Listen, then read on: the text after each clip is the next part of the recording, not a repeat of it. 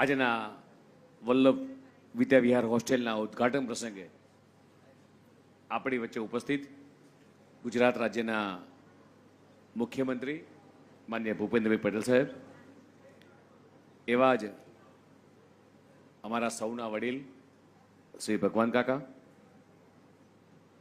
VSSM સંસ્થાના સ્થાપક trustee મિત્તલબેન, પ્રમુખ શ્રી લીલાધરભાઈ, બિરાજમાન સૌ દાતાશ્રીઓ, ખૂબ મોટી સંખ્યામાં અહીંયા સૌ ઉપસ્થિત સૌ સહયોગીઓ, દાતાઓ, વડીલો, સૌને આવકારું છું. એવું કહેવાય કે જેનું કોઈ નથી એનું આ વીએસએસએમ સંસ્થા, એવું કહેવાય કે ખંચેરીને જેને ખોળે બેસાડે એમ, સાચા અર્થની અંદર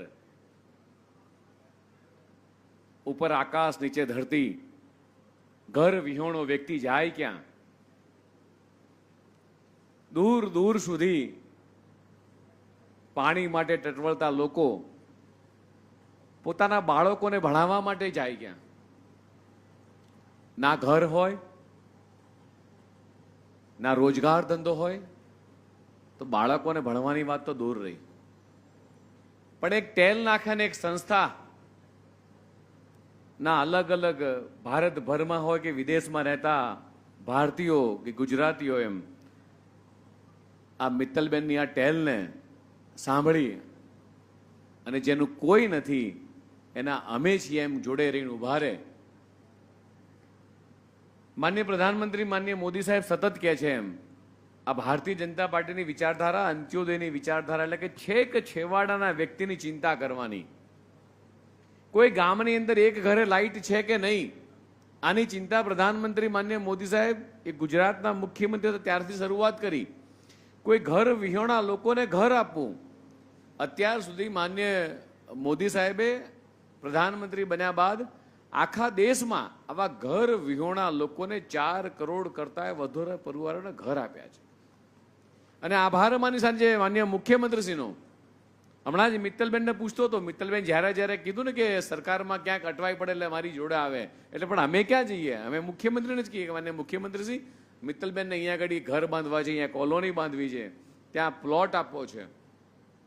દાતાશ્રીઓ તૈયાર હોય પણ સરકારી જમીનના ક્યાંક ઘણા બધી જગ્યાએ માન્ય મુખ્યમંત્રીશ્રી અને ગુજરાત સરકારે જે પ્લોટ આપે છે, મિત્રો એના માટે પણ માન્ય મુખ્યમંત્રીશ્રીનો આપણે આભાર માનીએ.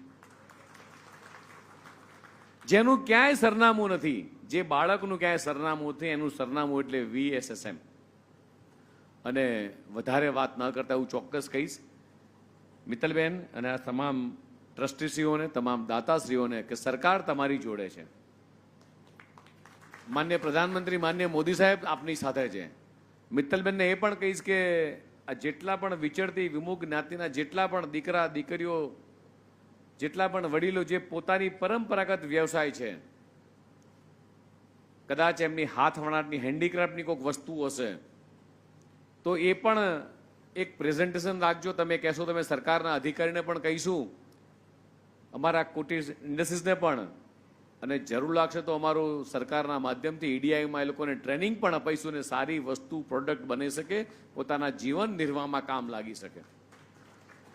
અને માનનીય પ્રધાનમંત્રી મોદી સાહેબ હોય કે માનનીય મુખ્યમંત્રી શ્રી ભૂપેન્દ્રભાઈ પટેલ સાહેબ હોય, દેશ વિદેશથી આવતા લોકોને હમણાં જ જેમ મુખ્યમંત્રીશ્રીનું કચ્છની સાલથી સ્વાગત થયું એમ કચ્છના કોઈ કારીગર દ્વારા બનાવેલી સાલ એ દેશ વિદેશની ધરતી ઉપર જાય.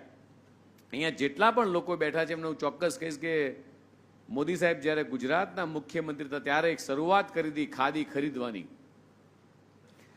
એ ખાદી આજે એક ફેશન બની ગઈ છે અને આખા દેશની અંદર એક ખાદીની એ મુહિમ એમણે ચલાવી. આજે ખાદીનું ટર્નઓવર 1.5 લાખ કરોડ કરતાં વધારે પહોંચ્યું છે. એમ જેટલા પણ વિચરતી વિમુખ જ્ઞાતિના જેટલા પણ લોકો પરિવારોના આર્થિક વ્યવસાય ઉપાર્જન માટે પણ આપણે સૌ ચિંતા કરીએ અને એમની જે પ્રોડક્ટો છે એને જીઆઈ ટેગ મળે, સારી ક્વોલિટીની ગુણવત્તાવાળી પ્રોડક્ટ બને, એ પોતાનું જીવન નિર્વાહ સારી રીતે કરી શકે, દીકરા દીકરીઓ સારી રીતે અભ્યાસ કરી શકે, એના માટે સરકાર પણ આપની સાથે છે. જ્યાં જરૂર પડે તેમ દાતાશ્રીઓને આપ ટેલ કરો છો એમ સરકાર આપની સાથે સદાય રહેશે.